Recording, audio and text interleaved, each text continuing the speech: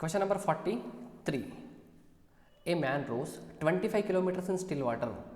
If by increasing his speed by 60%, he can travel upstream the same distance in 5/6 time required in still water, find the ratio of the speed of boat to the speed of stream.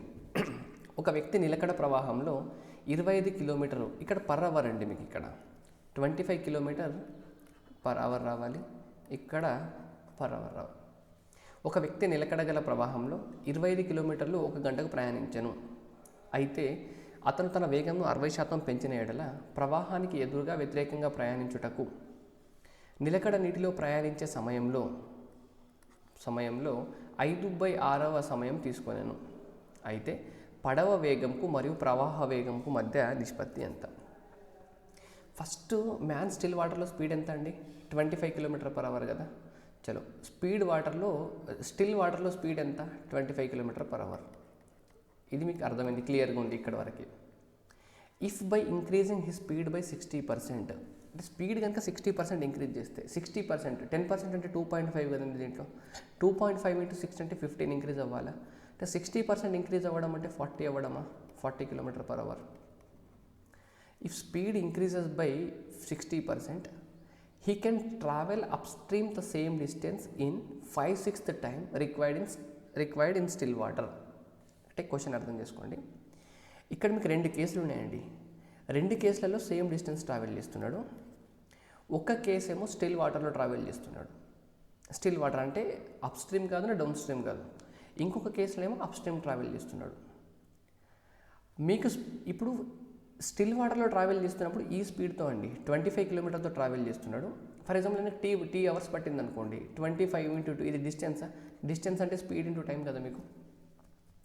ఒకవేళ ఇదే డిస్టెన్స్ని కనుక అతను still water up స్ట్రీమ్లో వెళ్తే ఇక్కడ పట్టిన time కన్నా 5/6 time తక్కువ పడుతుందంట. అప్ స్ట్రీమ్లో స్పీడ్ ఎలా ఉంటుందండి? 40 కదా. అప్ స్ట్రీమ్లో అతను ఇంక్రీజ్ స్పీడ్తో వెళ్తున్నాడండి, అంటే 40. స్ట్రీమ్ స్పీడ్ ఎక్స్ అనుకున్నారనుకోండి, 40 - x. ఇక్కడ టైం టీ పడితే ఇక్కడ మీకు 5/6 టీ పడుతుందంట. 2 కేసులలో డిస్టెన్స్ సేమ్ కాబట్టి ఆ రెండింటి డిస్టెన్స్ని ఈక్వల్ చేసుకుంటున్నా అండి, రైట్. మీకు ఇక్కడ టీ క్యాన్సల్, 5 టైమ్స్ అండి ఇది. 5 × 6 30. So 40 - x. ఎక్స్ వాల్యూ ఎంత వచ్చిందండి? 10 వచ్చిందా? మీకు ఏం అడిగినారు? Speed of the boat to the speed of the stream. Speed of the boat క్వశ్చన్లో ఎంత అన్నారు? 25 అన్నారు. స్పీడ్ ఆఫ్ ద స్ట్రీమ్ ఎంత వచ్చింది మీకు? 10 వచ్చింది. 5 times, 5 2 times. Option B right answer. Question number 44. A starts business with 3,500 and after 5 months B joins with A as his partner. After a year the profit is divided in the ratio 2:3. What is B's contribution in the capital? A ఒక వ్యాపారంలో 3,500 పెట్టుబడి పెట్టాడు. 5 నెలల తర్వాత B తనతో చేరాడు. 1 సంవత్సరం తర్వాత వచ్చిన లాభంలో వారి వాటాలు 2:3 అయితే B పెట్టుబడి ఎంత? మీకు ఇంత ఓన్లీ డేటా రాసుకోవడమే కదండి. ఏ గురించి, బి గురించి, ఇన్వెస్ట్మెంట్, టైము, ప్రాఫిట్, ఈ 3. ఏ స్టార్ట్స్ ఏ బిజినెస్ విత్ 3,500. ఈయన 3,500 స్టార్ట్ చేసినాడు. మీకు కనుక్కోమనేది బీస్ కాంట్రిబ్యూషన్స్, బీ క్యాపిటల్ ఎంత కనుక్కోమన్న వాల్యూ ఇది కాబట్టి నేను దీన్ని ఎక్స్ అనుకుంటున్నాను. After 1 year A profit is divided in the ratio 2:3. సంవత్సరం తర్వాత ప్రాఫిట్లు మీకు 2:3 రేషియోలో డివైడ్ అయినాయంట. And after 5 months B joins with A as his partner. అంటే ఏ సంవత్సరం మొత్తం ఉన్నాడు కానీ బీ మాత్రం 5 నెలలు లేడండి. ఏ స్టార్ట్ అయిన 5 నెలల తర్వాత వస్తున్నాడు కాబట్టి బీ ఓన్లీ 7 నెలలు ఉన్నట్ట, 5 నెలలు లేడు కదా. సో ఏ 12 నెలలు ఉన్నట్ట. మీకు ఇన్వెస్ట్మెంట్ ఇంటూ టైం అనేది ప్రాఫిట్ రేషియో కావాలి కదండి. ఇన్వెస్ట్మెంట్ టైం రేషియో ఎలా ఉంటుంది? 3,500 × 12. ఈయన ఇన్వెస్ట్మెంట్ ఈయన టైం ఏకి, బీకి x investment 7 time equal to 2:3 అవ్వాలి. ఇది మీకు 7 500 టైమ్స్, రైట్. 2 6 టైమ్స్, 3 6 18, 18 × 5 అంటే 90. సో ఎక్స్ వాల్యూ ఎంత వచ్చింది మీకు? 90,000. ఇక్కడ option D. Question number 45. Simplification అండి. ఇక్కడ చూడండి, మీరు ఫస్ట్ ఏముంది? 1 ఉంది. 1 ప్లస్ x⁴b - a అంటే x⁴b/x⁴a రాసుకోవచ్చా? ఇది పైకి వెళ్తే మైనస్ అవుతుంది కదా. దీన్ని x⁴c/x⁴a రాసుకోవచ్చా? రాసుకోవచ్చు. నెక్స్ట్ 1/x⁴a ఇక్కడ ఎల్సిఎం తీసుకోవచ్చా? ఇక్కడ అప్పుడు x⁴a వస్తుంది, x⁴b ఉంటుంది, x⁴c. ఇది ఏమవుతుండే మళ్ళీ మీకు x to the power of A కనుక పైకి వచ్చేస్తే ఇక్కడ ఉన్నది x to the power of A plus x to the power of B plus x to the power of C అవుతుందా. సిమిలర్గా ఇక్కడ మైనస్ ఏ ఉంది చూసినారా, ఈ మైనస్ ఏనే మీకు పైకి వచ్చింది. అలాగే ఇక్కడ మైనస్ బి ఉంది, సేమ్ చేస్తే మీరు x to the power of B మీకు x to the power of A X to the power of B plus x to the power of C ఉంటుంది. ప్లస్ ఇక్కడ కూడా మీకు అలాగే అండి, ఇక్కడ మీకు x to the power of C x to the power of A X to the power of B X to the power of C ఉంటుందండి. డినామినేటర్లో మీకు x to the power of A X to the power of B X to the power of C common తీసుకుంటే, న్యూమరేటర్లో LCM తీసుకుంటే X to the power of A X to the power of B X to the power of C వస్తుంది. ఈ రెండు cancel అయ్యి మీకు answer 1 వస్తుందండి. Option B. Question number 46. ఈ రెండు స్టేట్మెంట్లో ఏది ట్రూ ఏది ఫాల్స్ చెప్పాలండి మీరు. ఇది √25 అండి, రైట్. ఇది మీకు 36కి స్క్వేర్ అండి, అంటే 36 అనేది 6కి స్క్వేర్ కదా, అంటే 6 టు ది పవర్ ఆఫ్ 4 √4 ఉంది కాబట్టి 4 క్యాన్సిల్ అయిపోయి 6 వస్తుంది. ఇది మీకు 32. ఈ మూడింటి సమ్ చేస్తే మీకు 90 కన్నా గ్రేటర్ దెన్ అవుతుందండి, కాదు. సో ఇది మీకు ఫాల్స్, రైట్. √729 అంటే మీకు 27 అండి, 27 స్క్వేర్. ఇది 27 అంటే 3 క్యూబ్ కదండి, క్యూబ్ రూట్ క్యాన్సిల్ అవుతుంది, ఇక్కడ 3 మిగులుతుంది. ఇది మీకు 4 to the power of 4 value కదా, పవర్ 4 1/4 క్యాన్సిల్, ఇది 4 మిగులుతుంది. 3 + 4 అనేది 5 అవుతుందా, ఈక్వల్ టు అవ్వదు. ఈ స్టేట్మెంట్ కూడా మీకు ఫాల్స్. సో మీకు ఏంటండి, నేదర్ 1 నేదర్ R2, ఈ రెండు కూడా మీకు ట్రూ కాదు అన్నట్టు. Question number 47. The radius of base and slant height of a cone are in the ratio 4:7. If its curved surface area is 3168 centimeter square, then the radius of its base is. ఒక శంకు యొక్క వ్యాసార్థం మరియు ఏటవాలు ఎత్తుల మధ్య నిష్పత్తి 4:7. ఆ శంకు పక్కతల వైశాల్యం 3,168 సెంటీమీటర్ స్క్వేర్ అయితే శంకు భూతల వ్యాసార్థం ఎంత? కోన్కి మీకు ఏమి ఇచ్చినారండి, రేషియో ఇచ్చినారు. దేనికి? రేడియస్కి స్లాంట్ హైట్కి. రేడియస్ కనుక మీకు 4x అయితే స్లాంట్ హైట్ 7x అవ్వాలి, అంతేనా? ఇది 7x. 3168 అనేది మీకు కర్వ్డ్ సర్ఫేస్ ఏరియా అన్నాడు. కర్వ్డ్ సర్ఫేస్ ఏరియాకి ఫార్ములా ఎంత? 2πRL కదా, π × R4 L7 x × x. నేను x² రాసుకుంటాను చూడండి, ఇక్కడ 7 క్యాన్సల్. 11 2 టైమ్స్ 22 22 అంటే 9 మిగులుతుంది. 11 8 టైమ్స్, మళ్ళీ 11 8 టైమ్స్. 2 × 4 8 3 టైమ్స్ 24 4 మిగులుతుంది. 8 6 టైమ్స్ 48. సో x² = 36 అంటే x వాల్యూ ఎంత? 6. సో మీకు 4x వాల్యూ కావాలి కదా, రేడియస్ కనుక్కోమన్నారు కాబట్టి 4x అంటే 4 × 6 24. Option B. Question number 48. How many 4-digit words can be made from the digits 7 8 5 0 and 4 without repetition? 7 8 5 0 మరియు 4 అంకెలతో అంకెలు పునరావృతం కాకుండా 4 అంకెల సంఖ్యలు ఎన్ని ఏర్పరచవచ్చు? 1 2 3 4. మీకు 4-digit నెంబర్ ఫామ్ చేయాలి. మీ దగ్గర ఉన్న నెంబర్స్ ఏమున్నాయండి? 7 8 5 0 4. ఈ నెంబర్స్ ఉన్నాయి, అంతేనా? 7 8 5 0 4. ఇప్పుడు మీరు ఈ 5 digits తోటి మీరు 4-digit నెంబర్ ఫామ్ చేయాలి. అండ్ వితౌట్ రిపిటేషన్ రావద్దు. ఒకసారి వచ్చిన అంకె మళ్ళీ రాకూడదు మీకు. ఇక్కడ మీకు ఫస్ట్ దాంట్లో మీరు 0 పెట్టుకోవచ్చా అండి? 0 పెట్టుకుంటే ఫర్ ఎగ్జాంపుల్ 0 4 5 8 అని ఒక నెంబర్ తీసుకున్నారనుకోండి, ఇది 4-digit నెంబరా? కాదు కదా. సో మీకు ఫస్ట్ ప్లేస్లో 0 అనేది రావద్దండి. అంటే 0 రావద్దంటే మిగిలింది 1 2 3 4 రావచ్చు కదా. ఫస్ట్ ప్లేస్లో ఈ 4 నెంబర్స్లో ఏదైనా ఒక నెంబర్ రావచ్చు. అయిపోయింది. ఒక నెంబర్ యూజ్ చేసేసినారు కదా, మొత్తంలో ఒక నెంబర్ యూజ్ చేసినారు. ఇక్కడ మిగతా 4 నెంబర్స్ ఇక్కడ ఏదైనా ఒక నెంబర్ రావచ్చు. ఇప్పటికి 2 నెంబర్స్ యూజ్ అయినాయి కదా. 5లో 2 యూజ్ అయితే ఇంకా 3 నెంబర్స్లో ఏదైనా నెంబర్ ఇక్కడ రావచ్చు. 5లో 3 యూజ్ అయిపోయినాయి కదా, 2 నెంబర్స్లో ఇక్కడ ఏదైనా ఒక నెంబర్ రావచ్చు. సో మీకు ఎన్ని రకాలుగా వస్తాయండి? 4 4 16 16 × 6 అంటే 96. Option B, right. Question number 49. When we reverse the digits of a number 13, the increases by 18. When we reverse the digits of the number 13, the number increases by 18. How many other 2-digit numbers increases by 18 when their digits are reversed? 13 సంఖ్యలోని అంకెలను తారుమారు చేస్తే 18 పెరుగుతుంది. వేరే ఎన్ని రెండు అంకెల సంఖ్యలోని అంకెలను తారుమారు చేసిన 18 పెరుగుతుంది. రైట్. ఇక్కడ మీరు క్వశ్చన్ చూడండి. 13ని కనుక రివర్స్ చేస్తే 31, ఇది ప్లస్ 18 చేస్తే వస్తుంది. కావాలంటే చెక్ చేసుకోండి. ఇది ఎందుకు వస్తుందంటే మీకు లాజిక్ చెప్తా చూడండి ఒకసారి. ఏదైనా నంబర్స్ మధ్య 2 డిజిట్ నెంబర్ మధ్య డిఫరెన్స్ 2 అయింది అనుకోండి, 2 అయితే రివర్స్ చేస్తే ఎంత వస్తుంది? 31. ఈ రెండింటి మధ్య డిఫరెన్సు 9 ఇంటూ ఇది ఉంటుందండి 2. కావాలంటే 31 మైనస్ 13 చేస్తే అదే వస్తుంది మీకు. మీకు ఇంకో నెంబర్ తీసుకోండి, 35 తీసుకోండి. డిఫరెన్స్ ఎంత ఉంది? 2 ఉంది. రివర్స్ చేస్తే ఎంత? 53. ఈ రెండింటి మధ్య డిఫరెన్స్ కూడా మీకు 9 ఇంటూ డిఫరెన్స్ 2 ఉంటుంది. లేదా ఇంకొక నెంబర్ 4 డిజిట్ డిఫరెన్స్ తీసుకోండి. 4 ఉంది, 8 ఉంది. ఈ నెంబర్ రివర్స్ చేస్తే ఎంత? 84. ఈ రెండింటి మధ్య గ్యాప్ ఎంత ఉందండి? 4 ఉందా? ఈ రెండింటి మధ్య డిఫరెన్స్ 9 ఇంటూ 4 అవుతుంది. అంటే మీకు డిఫరెన్స్ 18 వచ్చింది. 18 అనేది 9కి ఎన్ని టైమ్స్ మల్టిపుల్ అండి? 2 టైమ్స్ కదా. అంటే 2కి డిఫరెన్స్ ఉండే నంబర్లన్నీ మీకు 18 పెరుగుతాయి అన్నట్టు. అంటే ఫర్ ఎగ్జాంపుల్ 1, 3 అయితే క్వశ్చన్లో ఇచ్చినారు. ఇక్కడ ఇంక మీకు అబ్జర్వ్ చేయండి, హౌ మెనీ అదర్ 2 డిజిట్స్ అన్నారండి. అంటే మీకు 13 కలిపొద్దు దాంట్లో. ఇప్పుడు 2 తీసుకున్నారనుకోండి, సరే 2 తీసుకుంటే మీకు ఏమొస్తుంది? 2కి తర్వాత ఎంత యాడ్ చేస్తే 2 యాడ్ చేయండి. అంటే గ్యాప్ 2 ఉండాలి కాబట్టి 4, 24, 35, 46, 57, 68, 79. వీటన్నిటికి కనుక మీరు రివర్స్ చేస్తే 42, 53, 64, 75, 86, 97. వీటికన్నా అయితే అన్నిటి ప్లస్ 18 ఉంటాయి చూడండి. ఇలాంటి ఎన్ని నెంబర్లు చూడండి? 1, 2, 3, 4, 5, 6 నెంబర్లు.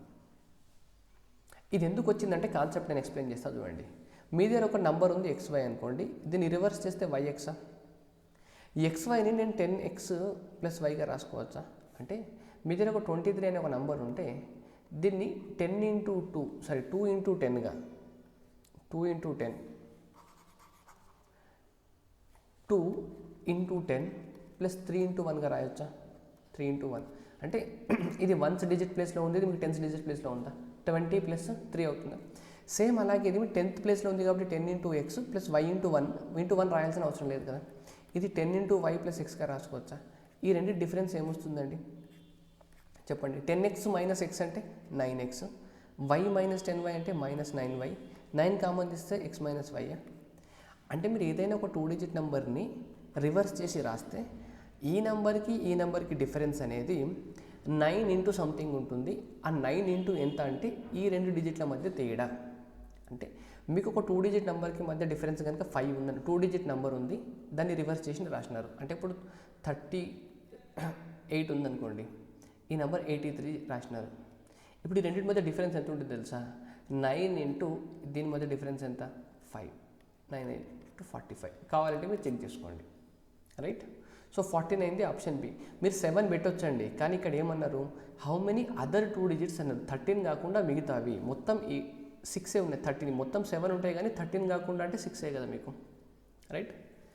Question number 50. How many kilograms of wheat at rupees 42 per kg be mixed with 25 kg of wheat at rupees 25 per kg so that on selling the mixture at rupees 40 per kg there is a gain of 25%. కిలోకి 42 ఉన్న గోధుమలను కిలోకి 24 ఉన్న 25 కిలోల గోధుమలకు ఎన్ని కిలోలు కలిపినా ఆ మిశ్రమాన్ని కిలో 40 ప్రకారం అమ్మితే 25% లాభం వస్తుంది. మీరు ఏ రెండింటిని కలపాలండి? ఒకటి 42 కిలోలు ఉన్నదాన్ని కలపాలి, ఇంకోటి 24 కిలోలు ఉన్నదాన్ని కలపాలి. ఈ రెండు కలిపితే మీకు ఒకటి ఫామ్ అవుతుంది. ఈ ఫామ్ అయిన దాన్ని కనుక మీరు 40 రూపాయలకు అమ్మినారనుకోండి, మీకు 25% లాభం వస్తుందంట. అంటే 125% కమ్మినట్టు కదా. ఇక్కడ మీకు వచ్చిన కాస్ట్ ప్రైస్కి 125%కి మీరు అమ్మినట్టు. అప్పుడు 100% వాల్యూ అంటే ఎంత? 25 5 టైమ్స్, 25 4 టైమ్స్, 5 8 టైమ్స్, 8 ఇంటూ 4 32. అంటే ఇక్కడ కనుక మీకు 32 రూపాయలు వచ్చిందనుకోండి, మీరు 40 రూపాయలకు అమ్మితే మీకు 25% ప్రాఫిట్ వస్తుందా? ఈ రెండింటిని మిక్స్ చేస్తే మీకు 32 లాగా రావాలి. 32 లాగా రావాలంటే 42 మైనస్ 32 ఎంత? ఇది 10. 32 మైనస్ 24 అంటే 8. ఏ రేషియోలో మిక్స్ చేయాలండి వీటిని? 4:5 రేషియోలో తీసుకోవాలి. ఇది 5 పార్ట్స్ తీసుకుంటే ఇది 4 పార్ట్స్ తీసుకోవాలి. 5 పార్ట్స్ వాల్యూవే మీకు 25 అన్నారు. ఇది 25 అయింది. 25 అంటే ఇంటూ 5 అవ్వాలా? సో ఇక్కడ కూడా ఇంటూ 5 అవుతుంది. ఎంత అవ్వాలండి? 20 అవ్వాలా? సో ఆప్షన్ బి మీకు right answer. Question number 51. The ratio of investments of two partners P and Q is 7:5. and the ratio of their profits is 7:10. If P invested the money for 5 months, find for how much time did Q invest the money. P మరియు Qల పెట్టుబడుల నిష్పత్తి 7:5 మరియు వారి లాభాల నిష్పత్తి 7:10. P 5 నెలలు పెట్టుబడి పెడితే Q పెట్టుబడి పెట్టిన నెలలు. P and Q time, investment, profit, ఇవే కదా మనకు ఉండేది. Pకి రేషియో ఎంత అండి? 7:5. The ratio of their profits ఎంత? 7:10. P invested money for 5 months. Find how much time did Q invest. Q invest కనుక X months అనుకుంటే మీకు investment into time, so 7 × 5 35, investment into time 5 × X 5X, ఇది profit రేషియోకి equal కావాలి కదా 7:10. So 7 5 times, 5 5 times, X value ఎంత వచ్చిందండి? 10. అంటే X 10 months మీకు బిజినెస్లో ఇన్వెస్ట్ చేసినాడండి. ఆప్షన్ బి అనేది మీకు right answer. Question number 52. A well with 16 meter inside diameter, dig out 25 meter deep. The earth taken out of it has been spread all around it to a width of 24 meter to form a platform. What is the height of the platform? Right, 16 మీటర్లు అండి, ఇక్కడ మిల్లీమీటర్లు ఉంది కదా, 16 మీటర్ల అంతర్గత వ్యాసం కలిగిన ఒక బావిని 25 మీటర్ల లోతులో తవ్వారు. దాని ద్వారా వచ్చిన మట్టిని ఆ బావి చుట్టూ 24 మీటర్ల వెడల్పుతో ఒక ప్లాట్ఫామ్లో వేశారు. అయితే ఆ ప్లాట్ఫామ్ యొక్క ఎత్తు ఎంత?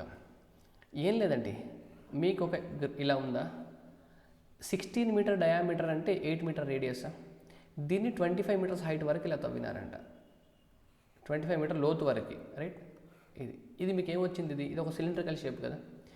ఇంత తవ్వినప్పుడు వచ్చే మట్టి అంటే వాల్యూమ్ కదా మట్టి, దీన్ని ఎలా పోస్తున్నారంటే ఇదే బావి చుట్టూ ఇది తవ్వుతున్నారు కాబట్టి దీని సర్క్యులర్ షేప్లో చుట్టూ ఇలా 16 మీటర్ల వెడల్పుతో పోస్తున్నారంట. అయితే పోస్తే ఎంత ఎత్తు వరకు మట్టి వస్తుందని క్వశ్చన్ అండి, ఎంత హైట్ పెరుగుతుంది చుట్టూ అనేది. ఇప్పుడు మీరు కనుక చెప్తే ఈ వాల్యూమ్కి ఈక్వల్ కావాలండి. మీరు ఇక్కడ ఎంత తవ్వుతున్నారో అంత పోస్తున్నారు కదా, అంటే ఇక్కడున్న వాల్యూమ్కి ఈక్వల్ అవ్వాలి మీకు. రైట్, దీని వాల్యూమ్ చెప్పండి నాకు ఫస్ట్. దీని వాల్యూమ్ ఎంత? పై r². r² అంటే ఎంత? 8 ఉంది కాబట్టి 864. h అంటే ఎంత? 25. దీని వాల్యూమ్కి ఈక్వల్ అవ్వాలి ఇక్కడ పోస్తున్నారు కాబట్టి. వాల్యూమ్ అంటే మీకు area of base into height కదండి. ఇక్కడ బేస్ ఎలా ఉంటుందండి? ఇది మీరు ఎక్కడ పోస్తున్నారు? ఓన్లీ ఈ పార్ట్లోనే పోస్తున్నారు, ఈ లోపల సర్కిల్లో పోయట్లేదు కదా, ఇది వదిలేస్తున్నారు, దాని చుట్టూ పోస్తున్నారు. దీని ఏరియా ఇంటూ హైట్, మీకు హైటే కనుక్కోమన్నారు, ఆ హైట్ని నేను హెచ్ అనుకుంటున్నాను. ఇప్పుడు నేను మార్క్ చేసిన ఏరియా ఎలా వస్తుందండి? Outer circle area minus inner circle area కదా. అవుటర్ సర్కిల్ ఏరియా ఫార్ములా ఎంత? పై r² అంటే ఇక్కడ నుండి ఇక్కడికి 8 ఉంది, ఇక్కడ నుండి ఇక్కడికి ఎంత ఉంది? 24 అన్నారు కదండి. 24 మీటర్ విడ్త్ 24 అన్నారు కాబట్టి 32 అవుతుంది. సో 32² మైనస్ పై, ఇది లోపల సర్కిల్ స్క్వేర్ ఎంత? 8². ఇది ఏరియా అండి. Right, pi into 64 into 25 equal to, ఇక్కడ మీరు పై కామన్ తీసుకుంటే 32² మైనస్ 8² అంటే a² మైనస్ b² అంటే a plus b into a minus b కదా. a ప్లస్ b అంటే 40 అవుతుంది, a మైనస్ b అంటే 24 అవుతుంది ఇంటూ హెచ్. మీకు pi cancel, 8 times 8 3 times. Right, next ఇక్కడున్న ఒక 5 ఇక్కడున్న ఒక 8 మల్టిప్లై అయితే 40 అవుతుంది, ఆ 40 క్యాన్సల్ అవుతుంది. మీకు హెచ్ వాల్యూ ఇక్కడ 5 మిగిలింది, ఇక్కడ 3 మిగిలింది, 5/3. సో ఆప్షన్ బి మీకు రైట్ ఆన్సర్ అండి. ఎంతండి? Option B. Question number 53. The angle of elevation of top of a building from the top and bottom of a tree are 30 degrees and 45 degrees respectively. If 20 meters is the height of the tree, then how much is the building? The angle of elevation, right అండి. ఒక చెట్టు పాదం మరియు శీర్షం నుండి భవంతి యొక్క శీర్షం వరుసగా 45 డిగ్రీలు మరియు 30 డిగ్రీల ఊర్ధ్వకోణం చేస్తున్నాయి. చెట్టు ఎత్తు 20 మీటర్లు అయితే భవంతి ఎత్తు ఎంత? రైట్ అండి. ఇది మీకు బిల్డింగ్ అనుకుంటే, ఇది మీకు ట్రీ అనుకుంటే ఇక్కడ నుండి ఇక్కడికి మీకు 2 యాంగిల్స్ ఇచ్చినారండి. ఈ యాంగిల్ ఏమో మీకు 45 డిగ్రీస్ అన్నారు, ఈ యాంగిల్ ఏమో మీకు 30 డిగ్రీస్ అన్నారు, అండ్ దీని హైట్ మీకు 20 మీటర్స్ అన్నారు. అంతేనా? ఇక్కడ 30 డిగ్రీస్ అంటే దీనిది బై ఇది కదండి, అంటే ఇది 1 అవుతే ఇది √3 అవ్వాలి కదా, 1/√3 30 డిగ్రీస్ అంటే. సో ఇప్పుడు ఇక్కడ నుండి ఇక్కడికి లెంత్, ఇక్కడ నుండి ఇక్కడికి లెంత్ ఈక్వల్ ఉంటుంది కదా. ఇది √3 అయితే ఇది √3 అవ్వాలి కదా. మీకు tan 45 అంటే ఇది బై ఇది కదా. ఇది √3 అయిందంటే ఇది √3 అవ్వాలి. ఎందుకంటే tan 45 వాల్యూ 1 కదండి. మీకు √3/√3 వాల్యూ 1 వస్తుంది కదా. రైట్. ఇప్పుడు ఇదంతా వస్తే ఇది మొత్తం √3 అయితే ఈ వాల్యూ ఎంత అండి? ఇక్కడ నుండి ఇక్కడికి, ఇక్కడ నుండి ఇక్కడికి మీకు ఇది √3 - 1 కదా. ఎందుకంటే ఈ పార్ట్ 1 ఉంది కాబట్టి మొత్తం నుండి తీసేసేయాలి. మీకు √3 - 1 వాల్యూ 20 అన్నారండి. √3 - 1 వాల్యూ ఎంత అన్నారు? 20. అప్పుడు మీకు టోటల్ హైట్ √3 వాల్యూ కనుక్కోమన్నారు. So 20 × √3 by √3 - 1. మీరు √3 + 1తో కనుక రేషనలైజేషన్ చేస్తే √3 + 1 చేస్తే a - b × a + b, a² - b² అంటే డినామినేటర్లో 2 వస్తుంది. ఈ 2 10తో క్యాన్సిల్ చేస్తుంది. అప్పుడు ఎంత మిగులుతుంది? 10 √3 × √3 + 1. ఇది మీకు right answer, option B. Question number 54. If the price of wheat is reduced by 2%, how many kilograms of wheat a person can buy with the same money which was earlier sufficient to buy 49 kg of wheat? గోధుమ ధర 2% తగ్గితే 49 కిలోలు కొనగలిగిన సొమ్ముతో ప్రస్తుతం ఎన్ని కిలోలు కొనగలం? ఇంతకుముందు 49 కిలోలు కొనేదంటండి. ఎంతో ప్రైస్ ఉండేది. ఇప్పుడు ప్రైస్ కనుక తగ్గింది, 2% తగ్గింది. ఇప్పుడు ఎంత కొంటాడు? 49 కన్నా ఎక్కువ కొంటాడు కదా అదే డబ్బుతో. ఇంతకుముందు 49 కిలోలు కొనేది ఒక X rupees per KG price ఉందనుకోండి. అతని దగ్గర ఎంత డబ్బులు ఉండాలండి? ఇంత డబ్బులు ఉండాలి. 49 ఉండాలి. X కేజెస్ కొనాలంటే 49 × X ఉండాలి. ఇప్పుడు అతను ఒక N కేజెస్ కొంటున్నాడు అనుకోండి. N కేజెస్ వస్తున్నాయి అనుకోండి. ప్రైస్ ఎంత అయిందండి? ఇప్పుడు Xకి 2% తగ్గిందా? 2% తగ్గిందంటే ఇంత అవ్వడమా? ఇంత డబ్బులతోటి ఎన్ని కేజీస్ కొనగలుగుతాడు? ఇంత రేట్ తోటి. సో 49 ఇది 2 times cancel, 250 times cancel. N value ఎంత? 50. ఎన్ వాల్యూ ఎంత అండి? 50. Option B. Question number 55. A dealer offers a cash discount of ₹20% and still makes a profit of 20%. When he further allows 16 articles to a dozen to a particularly sticky bargainer, how much % above the cost price were his wares listed? ఒక వ్యాపారి 20% రాయితీ ఇచ్చాక అతను dozen వస్తువులకు 16 వస్తువులను ఇస్తున్న 20% లాభం వస్తుంది. కొన్న వెల కన్నా ప్రకటన వెల ఎంత శాతం ఎక్కువ? ఫస్ట్ మీకు క్వశ్చన్ అర్థం కావాలండి. ఇది ఒక షాప్ కీపర్ ఏం చేస్తున్నాడంటే, మీరున్నారనుకోండి, మీరు నా దగ్గరికి వచ్చి 12 ఆర్టికల్స్ కొన్నారనుకోండి, నేను మీకు 4 ఆర్టికల్స్ ఫ్రీ ఇస్తున్నాను. మీరు నా దగ్గర 12 కొంటే డజన్కి నేను మీకు 16 ఇస్తున్నాను. మీరు నా దగ్గరకు వచ్చి 12 కావాలంటే సరే ఒక 4 ఫ్రీగా తీసుకెళ్ళండి నేను ఇచ్చేస్తున్నాను. రైట్. 12 కొంటే మీకు 16 ఇస్తున్నారు. మీరు డబ్బులు ఎంత కడుతున్నారు? 12కే కడుతున్నారు. 12 పైన కూడా మొత్తం కడుతున్నారంటే మొత్తం కట్టట్లేదండి. డిస్కౌంట్ 20% ఇస్తున్నాడు. అంటే ఆ 12 పైన మార్కెట్ ప్రైస్ ఎంత ఉంటుంది కదా ఒక్కొక్క ప్రోడక్ట్ పైన, దానిపైన 20% మీకు డిస్కౌంట్ ఇస్తున్నాను.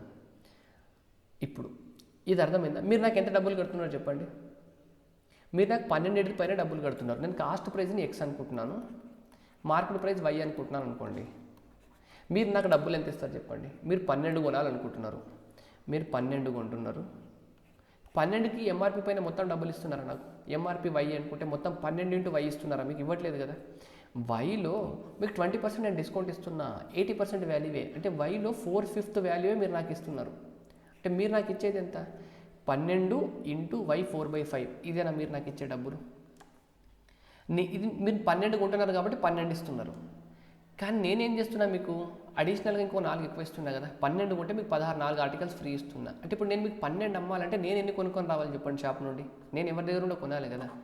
నేను ఎంత కొనాలి? నేను 16 కొనాలి కదా. 16 కొనాలి. నాకు 16 కొన్నప్పుడు ఒక్కొక్క దానిపైన X రూపీస్ పడ్డది అనుకోండి నాకు కాస్ట్ ప్రైస్. అంటే నేను ఎంత ఖర్చు చేయాలి? నేను 16X కనుక ఖర్చు చేస్తే మీరు నాకు ఎంత ఇచ్చినారు? ఇంత ఇచ్చినారు. ఇలా జరిగితే నాకు లాభం ఎంత వచ్చిందంట అండి? 20% లాభం వచ్చింది. అంతేనా? ఇలా జరిగితే నాకు 20% లాభం వచ్చింది. అంటే నేను ఖర్చు పెట్టిన వాల్యూ కన్నా మీరు నాకు ఇచ్చిన వాల్యూ 20% ఎక్కువ అన్నట్టే కదా. అంటే కాస్ట్ ప్రైస్ పైన కదా ఎప్పుడు కూడా ప్రాఫిట్ లాస్ క్యాలిక్యులేట్ చేసేది. నేను ఖర్చు పెట్టిన వాల్యూ కన్నా మీరు నాకు ఇచ్చిన వాల్యూ 20% ఎక్కువ, అంతే కదా. 20% ఎక్కువ అంటే 120%ఏనా? 120% అంటే ఫ్రాక్షన్లో 6/5 అయినా. అంటే నేను ఖర్చు పెట్టిన దానికి ఇంటూ 6/5 చేస్తే మీరు ఇచ్చింది వస్తుంది. అంటే ఈ రెండు సమానం కదా. నేను ఖర్చు పట్టిన దానికి కనుక ఇంటూ 6/5 చేస్తే మీరు ఇచ్చింది వస్తుంది. నేను ఖర్చు ఈ రెండు సమానం కదా, 6 2ల, ఓకే 5 5ల, సో 4 × 2 8 అవుతుంది, 8 2ల. సో ఇప్పుడు మీకు x మిగిలింది, అటు y మిగిలింది, x/y ఈక్వల్ టు ఇటు ఏం మిగిలిలేదండి 1, ఇటు 2 మిగిలింది 2. అంటే మీకు కాస్ట్ ప్రైస్ x అయితే మార్కెట్ ప్రైస్ y కదా, ఇది కాస్ట్ ప్రైస్ 1 అయితే మార్కెట్ ప్రైస్ 2. ఎంత ఎక్కువ మార్క్ చేసినారండి, 1 ఎక్కువ మార్క్ చేసినారు 1 పైన. 1/1 అంటే ఎంత, 100%. అంటే మీ కాస్ట్ ప్రైస్ కన్నా మార్కెట్ ప్రైస్ 100% ఎక్కువ ఉంది. సో ఆప్షన్ ఏ 100% మీకు రైట్ ఆన్సర్ అండి. ఇదండి మాక్ 31 ఎక్స్ప్లెనేషన్. మొత్తం మీకు 55 క్వశ్చన్స్ కంప్లీట్ అయిపోయినాయి. Thank you.